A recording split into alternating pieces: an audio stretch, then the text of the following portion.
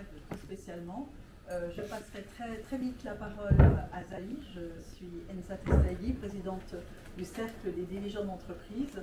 Et nous avons, il y a maintenant quelques mois, décidé avec Zahi de faire intervenir les personnalités incroyables qu'il a dénichées et qu'il a couchées, enfin, permettez-moi, toute bienveillance, sur un livre absolument extraordinaire qui enrichissent bien sûr notre lecture et qui nous font comprendre combien les personnalités, souvent qui viennent d'ailleurs, sont si importantes pour la Genève et la Genève internationale en particulier. Donc voilà, mesdames, messieurs, Abir Orebi, est-ce que je peux dire que je représente la Libye? Je ne sais pas. En tout cas, je suis née en Libye, de parents libyens, venue à Genève à l'âge de 5 ans. Donc j'ai fait toutes mes études ici, au Petit Saconnet. Mon père est diplomate, c'est un économiste, donc il est venu à Genève représenter la Libye au GATT, qui est devenu le WTO. Et donc voilà, j'ai grandi ici, et puis quand je réfléchissais à ma carrière professionnelle, comment la raconter, je me suis dit que en fait, je crois que j'ai eu beaucoup de chance parce que j'étais au bon endroit au bon moment, ce qui m'a permis d'évoluer au niveau professionnel à chaque fois dans des secteurs qui étaient vraiment les secteurs porteurs de ce moment-là. Donc par exemple à Hong Kong, donc après mes études ici je suis partie à Hong Kong, et à Hong Kong j'ai travaillé pour une société qui s'appelait Institute for International Research. Et on était dans les conférences IT et Télécom. Et c'était, années 94-95, c'était exactement la période où il y a eu la dérégularisation de tous les marchés de télécommunications en Asie. Ce qui veut dire que je voyageais dans toute l'Asie et j'étais vraiment ça c'était avant l'Internet, c'était vraiment le marché dynamique. Et donc pour un premier job, c'était une très très belle expérience. Après Hong Kong, donc 5 ans à Hong Kong, où j'ai eu aussi mon premier enfant, donc mon premier job, mon premier enfant, je suis allée à Shanghai. Et puis à Shanghai, passionnée d'art, j'ai créé une organisation avec deux amis qui étaient vraiment concentrés sur l'art contemporain chinois. Donc là, on est en 1997. Et puis là, pareil, bon endroit, bon moment, parce que c'était le début vraiment de cette scène artistique contemporaine chinoise. Et c'était magnifique parce qu'en fait, je voyageais dans la Chine pour rencontrer ces artistes, les amener à Shanghai. Et puis l'idée, c'était de faire des échanges culturels avec la Suisse. Donc il y avait un peu cette démarche. Et j'ai eu la chance de rencontrer beaucoup d'artistes qui sont devenus, après coup, les grands artistes avant-gardistes de la Chine. Donc le timing était parfait. De Shanghai, je suis allée à Londres. J'avais appris entre-temps le mandarin en Chine. J'avais adoré mon expérience chinoise. Et un ami m'a présenté à Jack Ma, qui venait de créer Alibaba. Donc Alibaba a été créé en septembre 1999. Moi, j'ai rejoint l'équipe, donc c'était encore dans l'appartement de Jack en janvier 2000. Et puis là, c'était le monde de l'Internet. Donc voilà, mais fini les télécoms et il y a à nous cette nouvelle révolution qui venait avec l'Internet. Et donc, je représentais Alibaba. Donc d'abord à Londres, ensuite j'ai bougé les bureaux à Genève pour l'Europe, Moyen-Orient et l'Afrique. Et là, là c'était des années de dingue parce que d'une part au niveau de l'entreprise, de l'Internet, il fallait créer le modèle d'affaires, hein, on savait pas, tout était à créer de zéro. Alors évidemment, avec quelqu'un d'aussi brillant que Jack Ma, il n'y avait pas vraiment d'inquiétude, mais il faut penser qu'à l'époque, le niveau de la pénétration Internet était hyper basse au niveau de l'utilisation de l'Internet pour les entreprises, les PME, qui était notre centre en fait, d'intérêt, c'était très très limité. Et donc moi, je me baladais dans toutes les régions, à parler au gouvernement, aux associations, leur expliquer que l'Internet allait révolutionner leur monde de faire les affaires et que ça allait créer des liens, faciliter les échanges commerciaux entre les pays. À l'époque, c'était pas très, très crédible, mais voilà. En plus, quand j'appelais, je disais bonjour, c'est Abirorebi de Alibaba.com, ça faisait pas très. C'était un peu. Ouais, on vendait des tapis. Non, pas du tout. Et donc voilà, donc, des années riches en expérience, en émotions. Et puis, à la 8e année, on a fait une entrée en bourse et Jack a dit que tous ceux qui étaient là depuis le début pouvaient prendre une pause, aller étudier pour revenir. J'avais entre-temps bougé les bureaux, les quartiers, les headquarters d'Alibaba à Genève et puis je ne suis pas retournée en fait. Je suis partie étudier, j'ai fait des choses et je m'étais dit que j'avais vécu la plus belle partie en fait de l'expérience d'une start-up. Maintenant que c'est une société cotée en bourse, c'est vraiment pas très drôle, c'est des chiffres, des reporting et tout. Et puis, surtout, j'avais eu un coup de cœur parce que j'avais rencontré l'équipe qui avait monté la conférence Lift. Je ne sais pas si vous avez connu la conférence Lift qui avait lieu chaque année au mois de février à Genève. En fait, c'est une conférence qui était beaucoup plus connue à l'extérieur que par les Genevois. Et c'était une des 5 grandes conférences technologiques en Europe. C'est-à-dire que le Economist, BBC, tout le monde envoyait leurs journalistes pour venir écouter parce qu'ils savaient que c'était l'endroit où on allait, à Genève, identifier les tendances technologiques et leur impact social et business. Et donc en 2011, j'ai repris la marque et puis j'ai voulu développer, agrandir en fait les activités de Lift pour que ça ne soit pas qu'une conférence. Et donc j'ai développé des activités sur 2 axes en fait. Un axe corporate. J'ai travaillé avec les entreprises pour les aider dans leur transformation digitale. 2011, on est dans une période où il y a des Uber, il y a des nouveaux modèles d'affaires qui apparaissent, donc les entreprises se sentent un peu menacées et dans le doute par rapport à leur existence. 5 minutes. Et un axe impact social où on a fait des programmes sur l'Asie surtout, puisque voilà, j'avais ce lien avec la Chine, la Corée et l'Inde, où on accompagnait les entrepreneurs locaux à développer des solutions pour des problèmes locaux autour du food, mobilité. Et voilà, et puis aujourd'hui, je continue tout ça et je suis dans des conseils d'administration, des conseils de fondation où je partage mon expérience autour de la transformation digitale. Et puis je me donne comme objectif d'amener vraiment les thématiques autour du développement durable, parce que je pense que les conseils d'administration ont vraiment un rôle moteur à jouer. Et donc voilà, j'axe mon action autour de cette thématique aujourd'hui. Voilà, désolée d'avoir dépassé.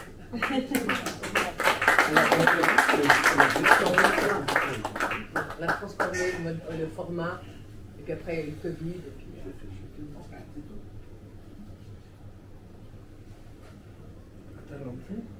C'est difficile de suivre. De te suivre. Mais non, mais c'est magnifique ce que tu fais. Alors, moi je suis grecque, née en Angleterre. Quand on me demande vous êtes d'où, en Grèce, je suis de Londres. J'étais née en Angleterre et j'ai 3 passions dans la vie. Et ces 3 passions m'ont suivi dans tout ce que je fais. Alors, la passion d'art. J'ai commencé ma carrière chez Sotheby's. Alors, j'avais la passion de l'art, je travaillais dans l'art. Et l'autre, c'est l'éducation. La troisième, c'est la philanthropie. Alors, ce sont les 3 passions que j'ai eues dès toute petite. Alors, encore plus. Ça, c'est quoi? Ça, c'est pas un micro. J'espérais que ce serait. Non. Ok. Alors, je m'excuse. Alors, ces 3 passions m'ont suivi dans tout ce que je faisais dans ma vie. Je travaillais dans l'éducation, en faisant une politique pour l'histoire de l'art et l'art dans les écoles. En même temps, j'ai toujours travaillé dans la philanthropie, je travaillais dans avec les femmes qui étaient battues. C'était quelque chose que j'ai vécu à travers ma famille, qui était dans la philanthropie aussi. C'était quelque chose que j'étais élevée avec. Et l'art. Et alors moi, j'ai fait mes études en Angleterre, à Londres, des études d'histoire de l'art. Après, j'ai fait un master au Canada, j'ai 3 enfants, j'étais mariée à Londres, après au Canada, et puis nous sommes venus à Genève. Et je suis arrivée à Genève et j'avais 40 ans et j'avais l'impression que ma vie avait terminé. Parce que je dis, c'est fini, maintenant je suis à Genève, il n'y a rien qui se passe, je ne sais pas ce que je vais faire. C'était en 1994, non 4. Alors Genève n'est pas Genève qu'on vit aujourd'hui, c'était vraiment Genève un peu triste, un peu pas de tout intéressant. Je me suis dit, qu'est-ce que je vais faire ici? Mes enfants étaient des adolescents. Et je dis, mais je peux faire quelque chose, je ne veux pas. C'est trop tard, c'est trop tôt d'arriver à la fin de sa vie. Alors, gentiment, j'ai commencé à travailler dans l'art de nouveau, de créer des cours d'histoire de l'art, de travailler avec les jeunes et tout ça. Mais ma passion était aussi la philanthropie. Et pour aller très vite, il y a maintenant, je crois, presque 14 ans, que j'ai fondé une association qui s'appelle Giving Women. Et Giving Women. L'idée, c'est quelque chose sur lequel nous travaillons maintenant. L'idée de la philanthropie pour nous, c'est l'idée du mot philanthrope, qui veut dire l'amour de l'humanité. Et pour moi, la philanthropie ne doit pas être liée à l'argent. Tout le monde peut être philanthrope. Et pour moi, la démocratisation de la philanthropie, c'est quelque chose sur lequel moi, je travaille beaucoup.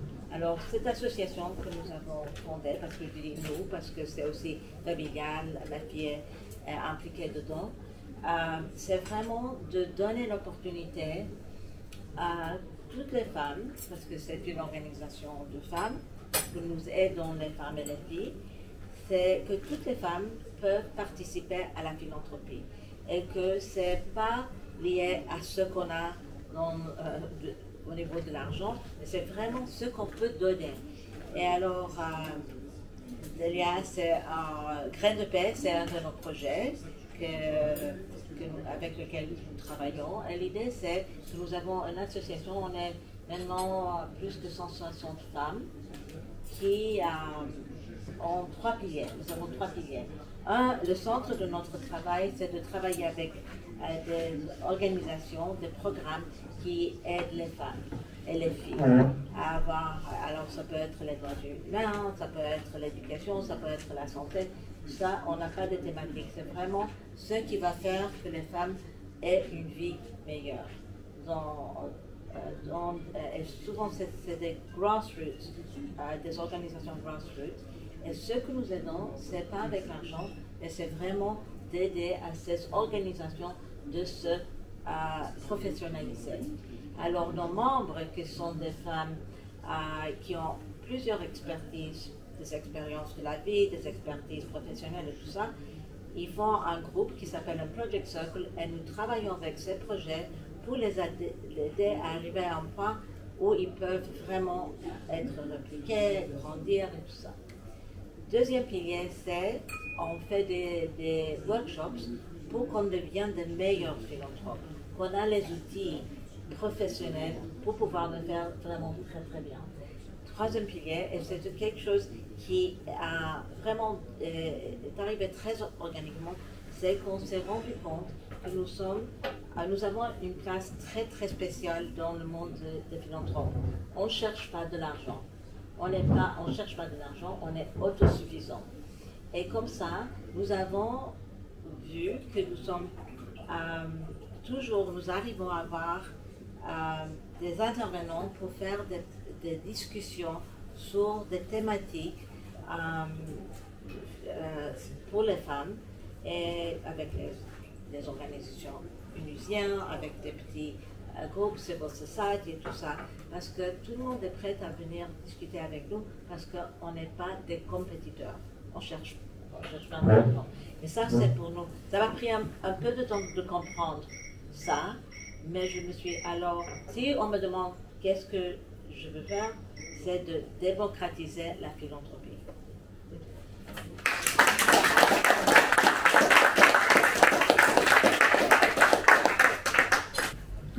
Bonsoir, je suis Delia Mamon et je suis la fondatrice et la présidente d'une ONG qui s'appelle Graines de Paix, la Fondation Graines de Paix. Je suis à Genève depuis 1990, pas à Genève, je suis en Suisse depuis 1994 et je suis à Genève depuis 2008. J'ai créé Graines de Paix en 2000. L'idée m'est venue dans la tête en 2004. J'étais dans une période de fort déprime pour des raisons tout à fait valables. Et puis il fallait que je sorte de cette déprime, ce n'était pas une bonne idée de rester là-dedans.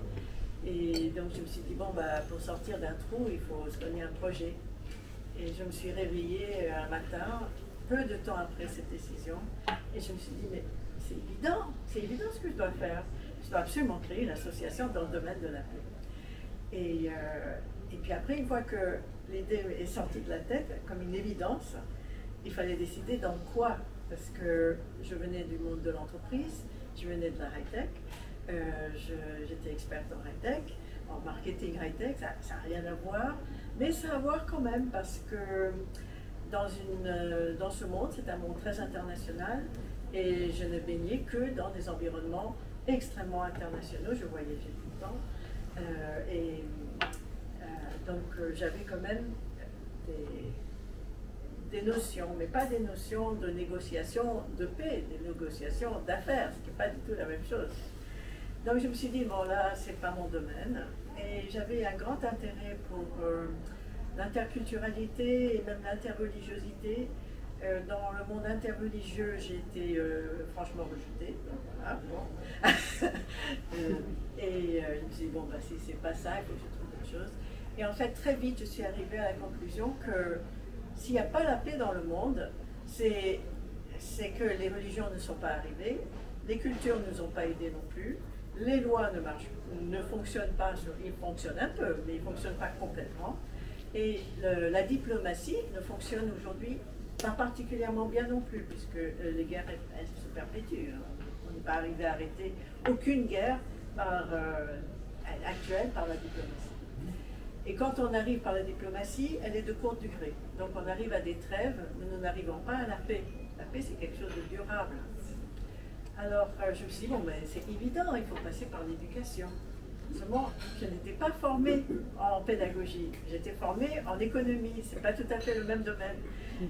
Mais néanmoins, j'ai donc commencé par un site web qui faisait la promotion de la paix avec des valeurs, des attitudes, des comportements pour promouvoir de la paix quand il y avait une crise. Donc, qu'est-ce qu'on pouvait avoir comme réflexe de paix face à des réflexes de violence? Et au bout d'un an et demi, un membre de mon comité grec, Simaratos, me dit, Delia, ça suffit maintenant de jouer avec ton site web, tu dois aller dans les écoles. Et je dis, oui, mais je ne suis pas pédagogue, et qu'est-ce que tu imagines? Il dit, il faut un manuel. Bon. Et je me suis plongée dans cette idée de faire un manuel. Et à ce moment-là, avec ce coup de pied, si je puis dire, salutaire, j'ai compris qu'en fait, en moi, j'avais beaucoup de clés pour faire vraiment un changement dans l'éducation. Parce que mon histoire personnelle est un ballottage entre deux pays et deux systèmes, le système américain et le système français, public et privé. Et j'ai fait des allers-retours plusieurs fois. Et le système américain était totalement dans comment cultiver l'enfant pour qu'il devienne un être humain, et très bienveillant, et très stimulant, et axé sur le jeu, et ne jamais faire comprendre à l'enfant qu'il est nul.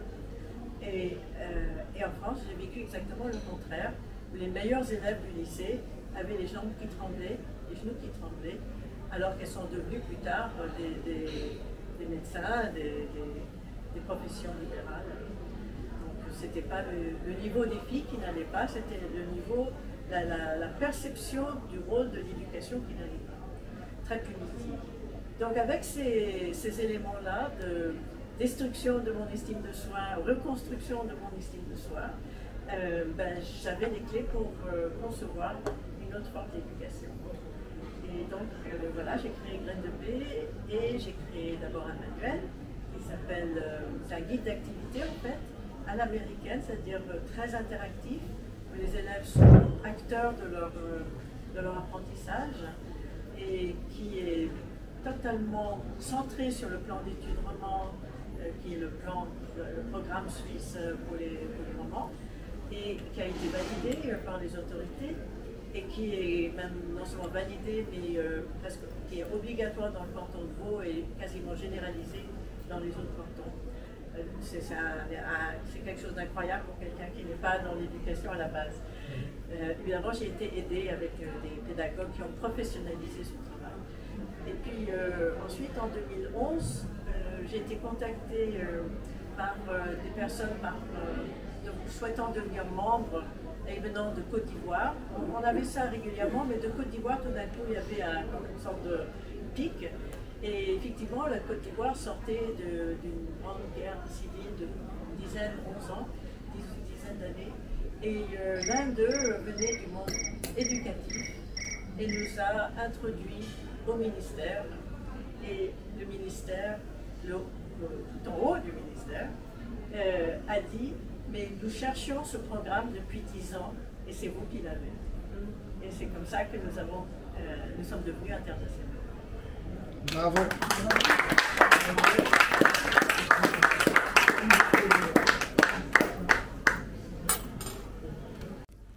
Tu as une fille en fait, tu peux peut-être, enfin je vais peut-être reprendre la première, tu peux nous expliquer un peu plus concrètement le travail dans les conseils d'administration, concrètement ça donne quoi, ce soutien que tu apportes aux entreprises, c'est quoi? En fait, donc je siège dans les conseils d'administration et puis je préside ou je monte un comité d'innovation.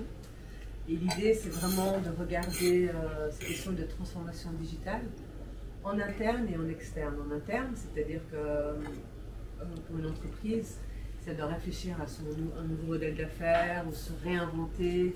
Enfin, les personnes qui sont les mieux placées pour intervenir, c'est les collaborateurs. Parce que c'est eux qui connaissent le mieux les clients, c'est eux qui connaissent le mieux les produits ou les services. Si ce n'est qu'en fait, on ne les a jamais sollicités dans cette démarche.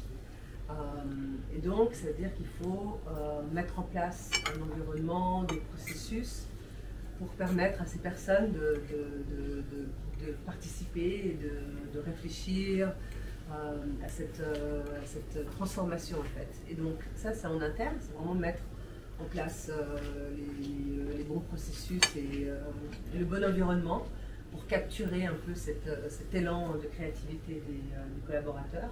Et puis en externe, on regarde d'une part comment soutenir l'écosystème startup, l'innovation, et puis comment collaborer, parce que l'innovation elle peut venir de l'interne, mais elle peut venir aussi de l'externe. Donc c'est comment identifier des startups avec lesquelles soit on investit, soit on collabore, soit on devient client. Parce que souvent, ce n'est pas de l'argent dans les startups ont besoin, mais c'est plutôt un premier client. Et donc voilà, donc c'est vraiment cette innovation interne et externe. C'est le focus de l'activité. Après, il y a des questions stratégiques, des questions. Ça dépend des boards en fait. Oui. Dans le temps, le journal média Le Temps, dans les questions de gouvernance, ça dépend en fait des boards. Je continue, j'en profite, ouais. La parole. Quand tu parles des startups qui n'ont pas forcément besoin de fonds, mais qui ont besoin de clients, moi j'ai toujours l'impression que Genève est assez frileuse sur les startups, sur les innovations. Comment ça se passe à ce niveau-là? Est-ce que les clients viennent facilement? Qu'est-ce qui fait bouger en fait Genève quand on parle de start-up? En fait, je crois qu'on n'a pas une bonne perception de l'écosystème start-up de Genève. En réalité, c'est assez dynamique. selon les secteurs. Hein. Ouais. Et puis en plus, aujourd'hui, quand on parle d'écosystème, on ne va pas regarder que la ville, on va regarder vraiment la région. Donc, on est plutôt dans une dynamique régionale à partir du canton de Vaud, où il y a quelques secteurs qui sont vraiment à la pointe. Et donc non, pour les startups, en fait, ce qui est important, c'est d'avoir un soutien en termes accès à du coaching, accès à du réseautage, accès à des rencontres, accès à des experts. Et je pense que là, il y a quelques acteurs clés qui font ce travail, dont la Fongite. Oui. La Fongite fait un travail exceptionnel. Et il y a des startups à la Fongite qui sont maintenant au niveau international, qui sont très reconnues. Donc on a, pour une ville aussi petite, on a quand même quelques acteurs sur la scène startup qui ne sont pas des moindres. Mais c'est vrai qu'il y a eu les startups, elles ont besoin des corporates.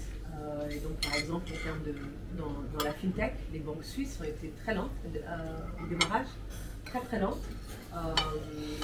C'est elles qui peuvent jouer un rôle clé en donnant accès à son expertise, mais elles devenir clientes des services. Mais maintenant, c'est parti. Hein, maintenant, il y a toute une dynamique. Oui, bien sûr. Elles se sont mises aussi là-dedans. On a la partie santé qui est aussi très dynamique. Et donc voilà, c'est un peu le rôle des acteurs corporate, c'est un peu à eux de jouer ce rôle, de soutenir le développement d'un écosystème et d'y participer.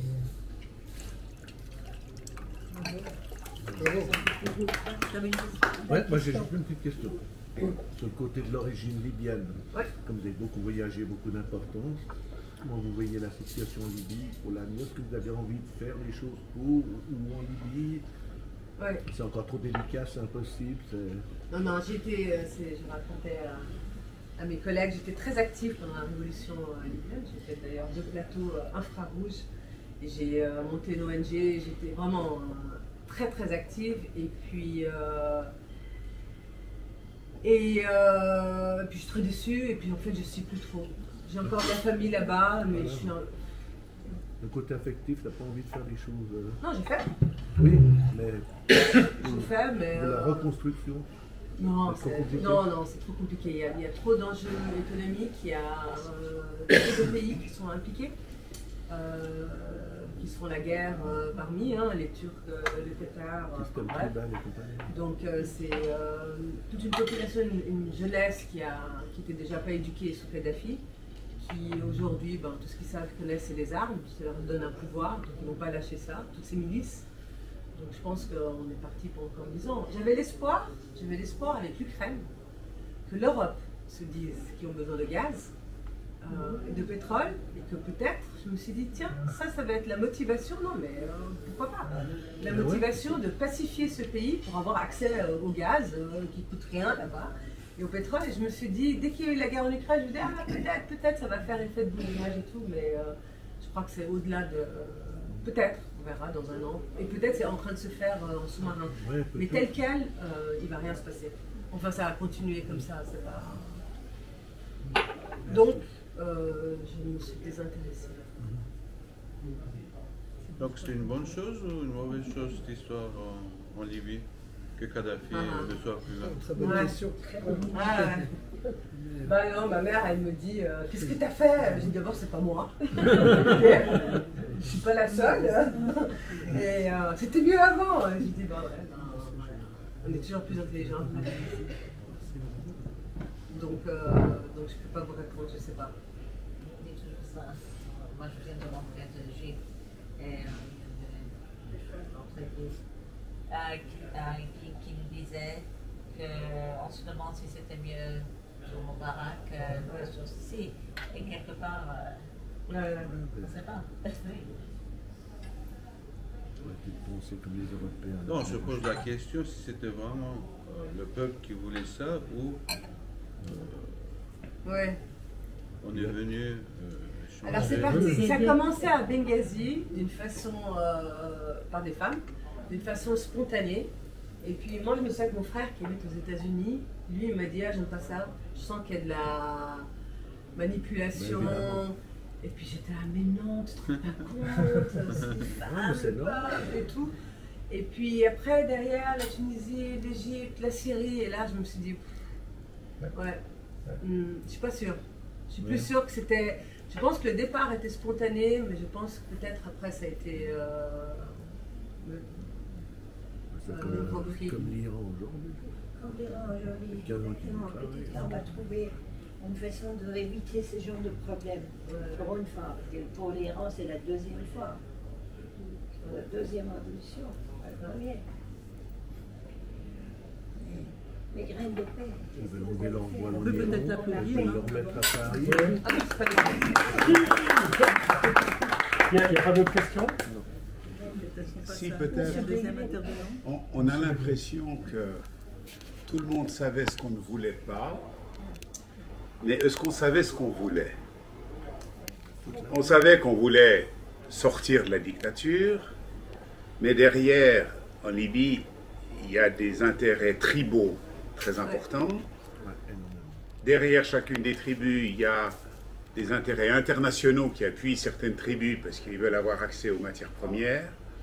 Est-ce qu'il y avait une volonté commune de ce qu'on voulait après Kadhafi? Ou est-ce qu'il y avait seulement, on veut se libérer de ça, et puis on verra ensuite?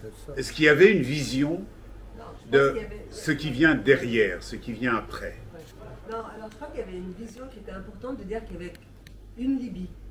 Parce qu'il y avait un peu ce jeu de dire qu'il fallait séparer la Libye en différentes régions et que non, il y avait la vision de garder une Libye unie et évidemment démocratique, avec un gouvernement et une forme de fédéralisme. Parce qu'en fait, la région cyrénaïque a beaucoup souffert de Kadhafi détestait la cyrénaïque. Donc Benghazi ressemble, il n'a rien construit, il a laissé vraiment... et pourtant tout le pétrole, beaucoup de pétrole était dans cette région. Donc il y avait, la seule vision, je crois, c'était au niveau fédéralisme. Décentralisation en tout cas. Une envie vraiment de pouvoir redistribuer les ressources de façon plus équitable que ce que c'était. Mais ça s'est arrêté là. Ça allait très vite, c'est pas... Et du coup, après avoir vécu tout ça, vous pensez quoi de la guerre en Ukraine? C'est pas des enjeux aussi internationaux que la Russie et l'Ukraine, aujourd'hui tout le monde regrette d'être mêlé à cette histoire, y compris l'Europe? C'est vraiment très compliqué. Moi, je suis très partagée parce qu'en fait, je trouve qu'on est menacé, notre système, notre modèle libéral, démocratique est vraiment menacé, de l'extérieur et d'ailleurs de l'intérieur, par tous les mouvements populistes. Si on avait laissé la Russie, on avait laissé Poutine intervenir en Ukraine sans rien faire, qu'est-ce qu'il aurait fait après? Et qu'est-ce que ça a envoyé comme message à la Chine par rapport à Taïwan? Donc c'est vraiment compliqué. Et donc je pense qu'il n'y avait pas le choix. Il n'y avait pas le choix. Vous dites sans rien faire, en fait, il n'y a rien qui s'est passé, personne n'a rien fait. Non, si aujourd'hui l'Ukraine est là où elle est, c'est parce qu'il y a l'Europe et les États-Unis qui financent, qui arment. 1,5 milliard par mois. Le dernier budget de l'Union européenne et de l'OTAN, 1,5 milliard par mois. Ça, c'est les Européens. Et les Américains, c'est... L'armement rapporte 680 millions de dollars par jour aux Américains, rien qu'aux Américains. Et Poutine, en livrant son pétrole et son gaz ailleurs, il en a 700 millions par jour qui fait en plus de ce qu'il faisait avant. Et ça l'affaiblit parce qu'il a des dépenses. Voilà, malgré tout, il affaiblit. Mais c'est un business incroyable. Incroyable. C'est la folie. Je vous propose de parler de l'Ukraine peut-être après le dessert avec le café. Rien de retour au soleil. Parce que je sens que ça va partir très très loin. Et on n'a pas parlé de la Chine encore. Et on va pas parler de la Chine. On va passer à la deuxième intervention. Ça viendra plus tard, ils sont patients les Chinois. J'ouvre les questions à Talanti. C'est une association. C'est une association. Tu nous as pas parlé de ton île. Je parlais. Moi, si je peux enchaîner, je crois que ce qui est vraiment très intéressant, c'est quand tu parles de démocratiser la philanthropie. Qu'est-ce que c'est exactement? Alors, je crois que pour moi... Par rapport à avant aussi, peut-être. Par rapport à avant, je crois que aujourd'hui, on a l'impression que le philanthrope doit être très riche et très fortuné. Et en fait, j'ai entendu aujourd'hui une très jolie citation qui disait que de pouvoir donner, c'est le plus grand choix. Et je crois que ce choix de donner, il faut que tout le monde le partage. On a tous envie de faire quelque chose pour autrui. Et ce que nous avons vu, que souvent les gens ont la volonté de le faire, mais ils ne savent pas comment commencer, comment faire, et ils ont peur. Et en plus, avant de commencer, Kevin, j'ai fait pas mal de recherches. Et malheureusement, il n'y a pas de recherche en Europe. Ce sont des recherches qui sont faites dans les universités américaines, spécialement à l'université d'Indiana, où ils ont parlé, ils ont cherché s'il y avait une façon de donner qui était différente pour les femmes et les hommes. Et c'était très intéressant. En fait, j'ai discuté avec Peter Henry après, et il a dit qu'en effet, il n'y a pas de recherche ici en Europe sur ça. On cherche Giving Women pour voir ça. Mais ce qui était différent pour les femmes, c'était que les femmes, en fait, sont très généreuses. Que par rapport à leur revenus, ils donnent beaucoup plus que les hommes. Mais les femmes ont besoin d'être très impliquées d'une façon plus proche. Ça suffit pas d'écrire un chèque. Mais en même temps, il y a une réticence de ne pas bien faire. Alors, pour nous, ça c'était très intéressant parce qu'on a dit peut-être on ouvre la porte pour donner cette opportunité à plusieurs personnes de pouvoir vraiment s'impliquer de façon plus tangible. C'est pour ça, pour moi, c'est ça on est en train de faire une campagne sur ça. Ensemble, avec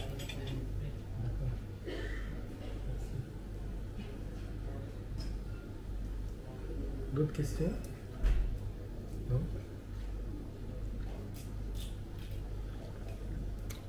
Bah, merci.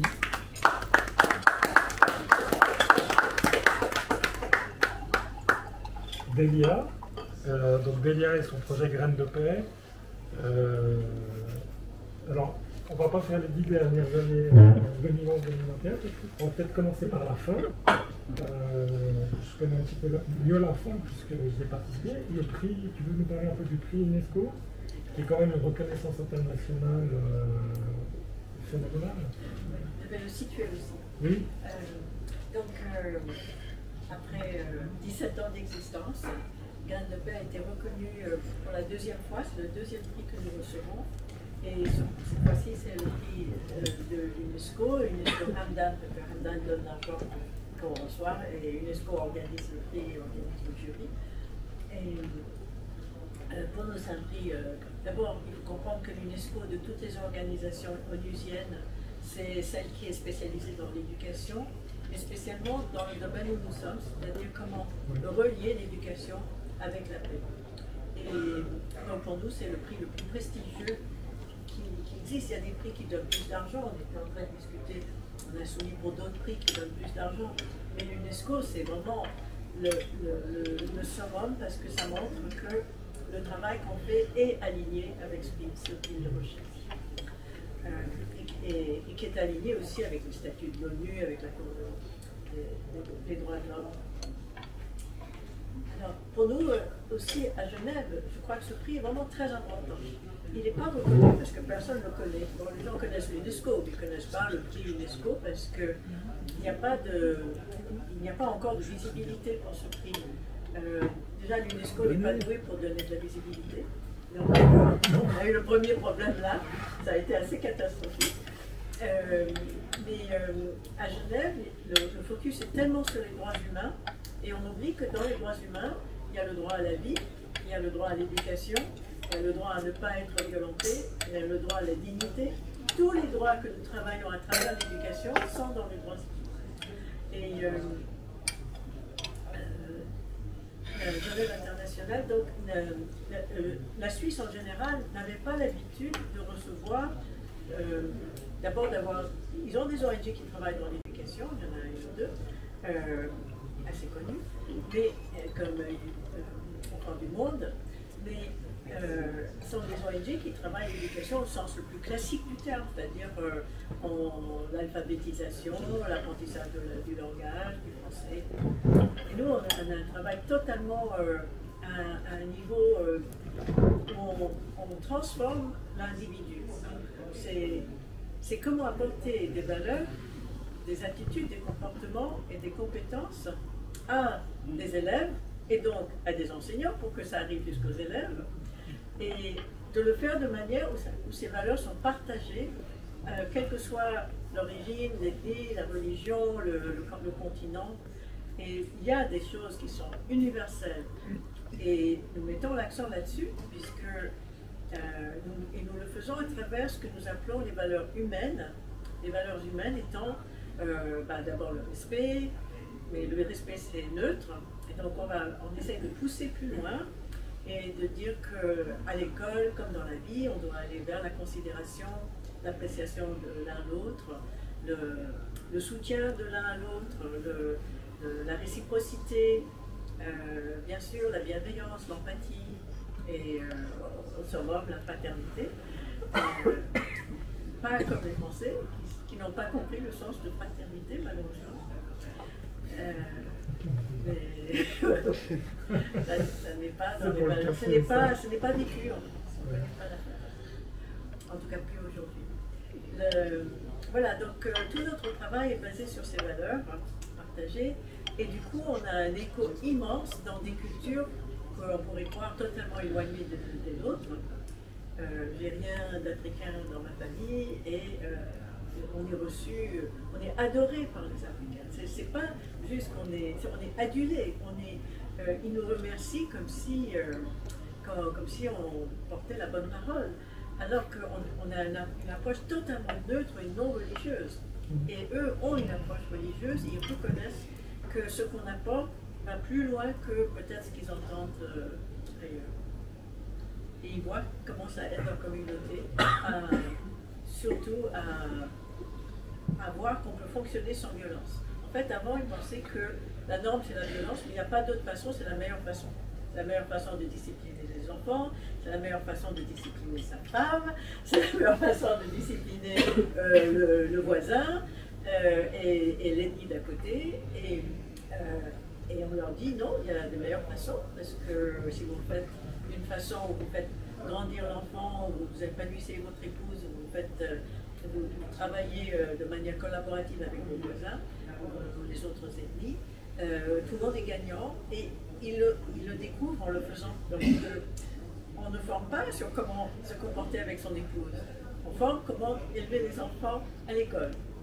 Et ils reviennent vers nous en nous disant mais c'est incroyable, ça fait 2 jours que je suis votre cours, et ma femme me dit que je suis différente avec elle. Alors c'est intéressant ça veut dire qu'il y a un travail profond qui se fait. Je crois qu'il y a quelques questions. Oui. Moi, j'ai une petite question, juste sur le côté médiatique du fait que vous ayez eu le prix et que personne n'en ait parlé. Si, on en a parlé heureusement grâce à... Non mais je dis Léman Bleu, la RTS, ils vous ont relayé tout ça? Donc RTS, c'est grâce à... Ah quand même, parce que... j'ai été à la télé, je peux vous envoyer le lien, si ça souhaite, on peut le mettre à la scène. En tout cas, sur notre site, vous trouverez les liens pour écouter l'émission RTS télévisée. C'était quand ça, le prix? Le prix, c'était le 5 octobre. Donc c'est tout récent? Oui, c'est tout récent. Je n'ai pas vu ça. Oui, non, mais je trouve assez effarant. Les journaux écrits, donc le temps, la TDG, 24 heures. On en parlait? Non. Non, ben voilà, ce que je dis, c'est bizarre. Oui. Je ne voudrais surtout pas critiquer parce que je suis extrêmement admiratif de ce que vous faites. Ma question est la suivante. On pourrait imaginer que tous les gens tendent vers le bien, mais certaines personnes, certains systèmes ont tendance à accaparer le bien en disant que ce que je dis est bien et il n'y a pas un deuxième bien. Et j'ai le monopole du bien. Je le vois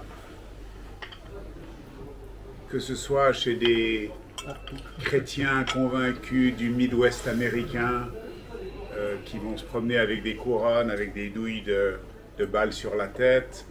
Je le vois chez certains mouvements hindous où il faut, avec le Premier ministre actuel, être à fond dans la ligne religieuse voulue. Je le vois chez certains fondamentalistes musulmans. Je le vois dans toutes sortes de régions. Et ce n'est pas seulement les religions, ça peut être un système politique. Et on a tendance à dire « ma vérité est la vérité ». Comment est-ce que vous parvenez, face à ce lavage de cerveau, mais qui n'est pas l'apanage de quelques personnes, qu'on retrouve assez souvent, comment est-ce que vous arrivez à dépasser ces clivages et à retrouver ce qui est fondamentalement humain en chacun d'entre nous? Merci pour la question tout d'abord. Elle est fondamentale et elle est vraiment à la base de la réflexion de la création de Graines de Paix. En termes de ce qu'on fait à l'école, on va commencer là, après je dirai plus. À l'école, l'avantage de l'école, c'est que l'enfant est à l'école de l'âge de 4 ans à l'âge de 15, 16, 17, 18, 19. Il y a beaucoup d'heures de sa vie, donc 5 jours par semaine. Il y est beaucoup plus qu'avec ses parents. C'est ça le grand changement dans notre monde, c'est que l'enfant est quasiment jamais avec les parents. Et il n'y a plus de famille, il n'y a plus la tribu pour former l'enfant. C'est des familles monoparentales, donc c'est compliqué. Si j'ai un problème de temps, tu me dis, Elsa. Elle n'a rien dit. Hein. Oui. Alors, donc, qu'est-ce qu'on peut enseigner pour que ce phénomène de chercher la solution dans des rails très étroits nous apporte cette sécurité, alors que d'autres trouvent la sécurité justement dans l'ouverture et pas dans des rails étroits? C'est plusieurs choses. C'est une éducation d'abord qui développe le dialogue. On est dans des éducations qui sont encore aujourd'hui extrêmement magistrales. L'enfant, on ne lui demande pas de réfléchir, on ne lui demande pas d'exprimer ses émotions. Donc dans l'éducation que nous faisons, et c'est dans le guide Grandir en paix, donc vous pouvez le vérifier, chaque activité, c'est-à-dire chaque séquence de 45 minutes, finit par 10 minutes de réflexion et ça dépend de l'âge, et toujours d'aider les élèves à exprimer l'émotion qu'ils ont vécue. Comment ça, de reconnaître que les émotions ne sont pas les mêmes, donc de renouer avec la diversité, de prendre conscience de cette diversité, et de relier ce qui a été appris avec le monde extérieur, ce qui aujourd'hui n'est pas fait. Donc l'enseignant ne lit pas la page internationale, n'a pas la culture de ceux qui ont, comme vous, voyagé, avec des yeux ouverts, je dois ajouter. Donc, si l'enseignant n'a pas cette capacité, ben, l'élève ne l'a pas. Donc, en fait, on apporte à l'enseignant cette capacité de s'intéresser au monde, de faire le lien entre un micro-événement en classe et le fait que ça peut dégénérer dans une guerre en Ukraine, par exemple, et de faire réfléchir les élèves. Est-ce qu'il y a un lien ou pas? C'est cette réflexion, c'est cette dialectique qui va aider les élèves à d'abord construire leur estime de soi. Quand on a une estime de soi construite sainement, on a moins besoin de rails. On a besoin de rails quand on n'est pas sûr de soi. On a besoin de suivre le meneur quand on n'est pas capable de dire non au suiveur. Ça demande d'avoir suffisamment confiance en soi pour pouvoir dire non à celui qui donne une direction qui ne plaît pas. C'est ce qu'on voit en Iran. Donc en Iran, les femmes ont commencé à dire non. Elles ont pris confiance en elles. Mais après, je peux continuer pendant des heures, mais ça, c'est la base. Bravo.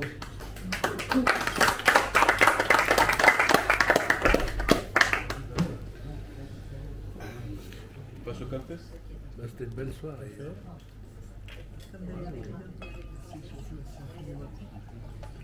Ouais, c'est intéressant. Je peux le dire plus fort. Mais oui, bien sûr. C'est ce qu'on discutait tout à l'heure. Il y a beaucoup de gens, parce que je dis c'est intéressant de voir des gens d'origines différentes qui remplissent continuellement et régulièrement ce genre de séance et plein d'autres, hein, parce qu'on en fait quand même pas mal. Et il me disait s'il y a des gens qui hésitent à ce qu'on dise leurs origines. Mais moi je dis au contraire, il ne faut pas avoir peur justement de voir que c'est le Liban, que c'est l'Iran, que c'est la Libye, que c'est l'Afrique, que c'est ça. C'est ça qui fait notre Genève ouverte sur le monde. Et l'esprit de Genève, comme on dit, qui a tendance un petit peu à disparaître, et qu'en même temps tout le monde voudrait nous voler. C'est intéressant de voir vous soyez nés là ou venus en cours de route, vos origines diverses et tout, puis faire des trucs comme ça. Ben, c'est quand même dommage qu'on soit qu'une douzaine ce soir, parce que franchement, toutes les soirées sont intéressantes, mais ça spécialement, mesdames, alors merci beaucoup. Moi, je ne m'attendais pas à ça. Je vous dis franchement, je suis venu un petit peu comme ça, vous avez longtemps que je n'étais pas revenu.